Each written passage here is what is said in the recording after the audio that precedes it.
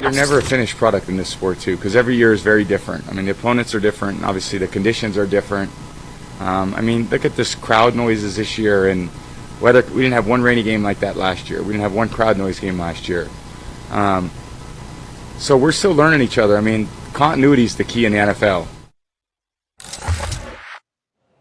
There he is, Sam Acho, loving the shirt tie combo. Good to see you, sir. And looks like a politician. He looks great. You got a great smile. Okay. You have a contagious smile, Sam. Good energy. Are you getting jealous? Please. How would I be jealous? I'm not jealous. To each his own. Get yours. Get yours. Let me get mine. Sam, tell me this. Where did the Bucs rank in a very stacked NFC? Yeah, they're first. The Bucs are first, and it's mainly because of Tom Brady and the offense. I get that the defense is struggling now. Like, we all see that, and we all get that. What we don't see is that Todd Bowles is a defensive genius, and so he will adapt and he will adjust based off of some of those injuries in the secondary. Go back to, 2 years ago, right, when they had a bunch of guys who couldn't really play man. So he said, okay, I'm going to play zone, so you'll figure out how to play man. Then they figured it out, and he got it situated. So Bucs are 1. I have the Cowboys at number 2. I know we're going to have a conversation about this, and I'm excited for that conversation. I believe in the Dallas Cowboys. There's no questions about the offense. I believe in the defense. AZ, I know they're undefeated, but I have them at number 3. They still have a lot to prove. They are a loaded roster defensively, offensively. Kyler Murray has been playing at MVP level, but I still trust, if it comes to like playoffs were played right now, I think the Cowboys would beat the Cardinals if they matched up right now. Well, I think something's wrong with you right now. Matter of fact, you wouldn't get my vote for office for that soliloquy, that take. I don't know what the hell that's about. Cowboys ain't got no business. Listen, here's the deal. They got no business being stacked ahead of the Arizona Cardinals. When you consider the miniature dynamo that is Kyler Murray, there is no question that this brother's something special, completing about 76% of his passes, okay? The brother is flat out balling, and we know that he's the greatest dual threat in the NFL this side of Lamar Jackson when you consider how he can run the football. So I got a lot of love for Kyler Murray, but then you take into account DeAndre Hopkins. A.J. Green has been resurrected. Christian Kirk is out there. They can run the football as well. They got a two-headed tandem there, all right? So I look at it offensively. I can look at them in the same fashion. I can look at the Dallas Cowboys and say, excuse me, they can get it done. And then defensively, they got playmakers. And, of course, you got Chandler Jones and you got J.J. Watt and those boys. So that's not something that we can ignore either. Then I got to take into consideration when you talk about Tom Brady, listen, for this particular week, because it's fluid, I could have the Dallas Cowboys at number 2. But in the end, I'm looking at Tom Brady and I'm saying, excuse me, the defense is suspect. I can't possibly have Tampa Bay at number 1. I could have them because of their offense right up there, led by Tom Brady. But you got to fix that secondary, man. You could score on the Tampa Bay Buccaneers. They can't stop anybody right now. New England is not a prime example of that, not in those weather conditions and going up against a rookie and Mac Jones. I'm not getting caught up by that. I'm going to look at what I'm seeing, and I'm going to say, excuse me, the Dallas Cowboys do not get ranked ahead of the Arizona Cardinals. I damn near wouldn't put them ahead of the Tampa Bay Buccaneers, and the Green Bay Packers are coming, okay? That's where I'm at with it. Yeah, but when you look at what you're seeing, like what I see when I see Tampa Bay, I see guys like Vita Vea dominating. JPP has been injured. The secondary is injured, but you see guys like Shaq Barrett doing their thing. And so defensively, Tampa Bay will be fine because Todd Bowles as well will make it work. That's number 1. Eventually, that's that will not happen. now. We talk about right now. What do you mean eventually? Right if we're going to go now. eventually, I can bring up several more teams eventually. Absolutely. But even right now, with all these injuries, with this banged-up secondary, with no JPP the last few games, they're still 3-1. They're still finding ways to win. They're still making it happen when it counts, even if they have to lean on Tom Brady and that offense. And so whenever that eventually happens and that defense catches up, which we know they will, they'll be better then, but they're still number 1 now. Now to the Cowboys, since we're talking about right now. What have you seen? Tim Tebow told you this. Is it your head or is it your heart? You don't want to believe. You don't want to believe the Cowboys. That's what we doing. We pulling some stuff from old clips. Do you want to get into that game with me? You want to play that game with me, Sam? I mean, you be in trouble. No, don't let me sick your brother on you now. I just saw him. By the way, I just saw him Monday night at the game. Gave him a big hug. It was good to see my man Emmanuel, all right? But let me tell you something. Just because I got love for the Acho brothers don't mean that you get to sit up there and try to get slick by throwing some old sound at me, because I can get you now. I can get you. Hey, I have to do it because it's true. If it wasn't true, I wouldn't do it.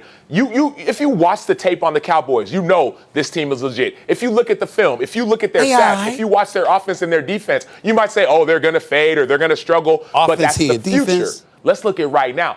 So they're second in the league in turnovers, number one in turnover margin. Defensively, yes, we know they still have work to do. But when it matters, when it counts, right? They lost by 2 points to Tampa Bay. Otherwise, they'd be undefeated. I'm not going to go to if and buts, but they're still 3-1.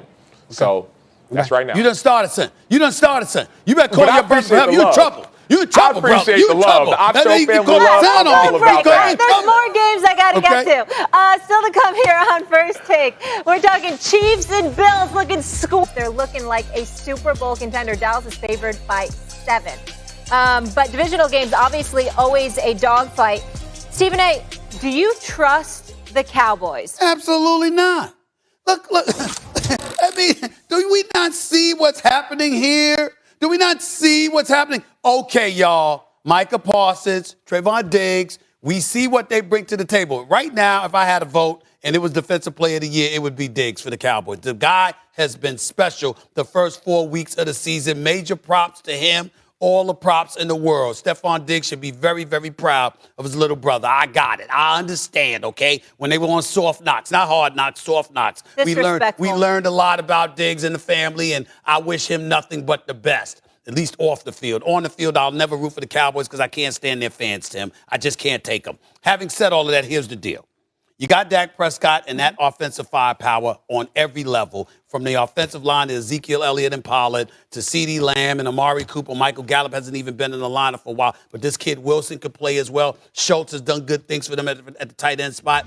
Got a couple of touchdowns over the last 2 weeks. I get all of that.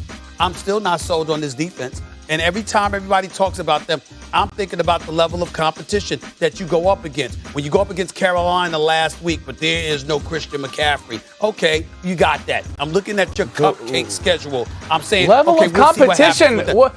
Stephen A., what? The level of competition? No, they played the Bucs. They played the Chargers. No, I'm talking about moving forward. I'm not talking about what they played. I'm not talking about the first couple of weeks of the season. I know they had the Bucs and the Chargers. I wasn't talking about that. I'm talking about moving forward because I expect them to be somewhere around the line of 8-2 or 9-1, 10 games into the season. But I'm saying when you look at the NFC, think about what we said. We got Aaron Rodgers. He's a bad man. We've got Tom Brady. He'll be waiting. We got Matthew Stafford. All right. We've got Kyler Murray. Okay. We got that going on.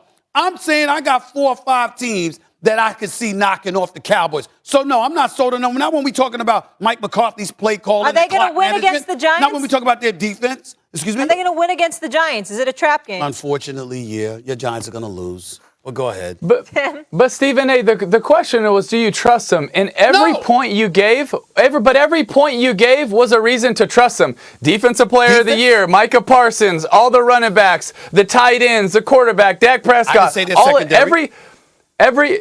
You talked about one member of their secondary. So, but everything you said would lead someone to believe that you would trust them with everything that you said until it's like, no, I don't trust them. So is the reason you don't trust them because you don't want to trust them because you dislike them? Is that what's getting in the way? Who are you, dear Abby? Why are you trying to psychoanalyze me, man? I'm just asking, I don't trust them. What's the real reason why you don't trust them? Is it with your eyes or is it with your heart?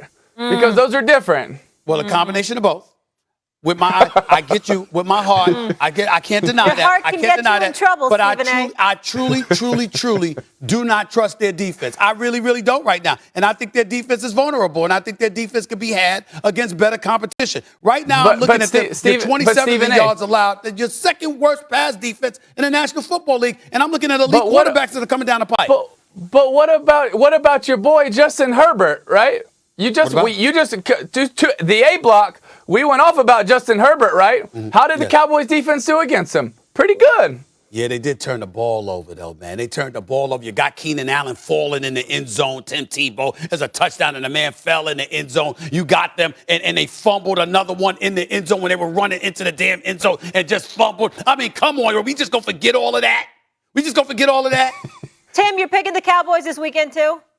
I'm taking the Cowboys this weekend just because I think their offense is elite. I think Dak Prescott is managing at the line of scrimmage as well as anybody right now, and he's just dialing it up. I also think their defense is improving. I don't necessarily believe in their defense or trust them, but I think they're getting better, and I think this offense is elite. So many playmakers, every position. They're getting better. They couldn't get much worse than last year when they grabbed Mike Nolan off the scrap heap after 6 years out of the business as a coordinator and made him a defensive coordinator. Statute of limitations and beating up on the This is a lot of heart talking, man. This is a lot of heart talking. Yeah. Wow. Michael Irvin will be here Monday. Don't forget. Lord. Okay. When we come back here on First Take, Tim Tebow will give some advice to his former coach after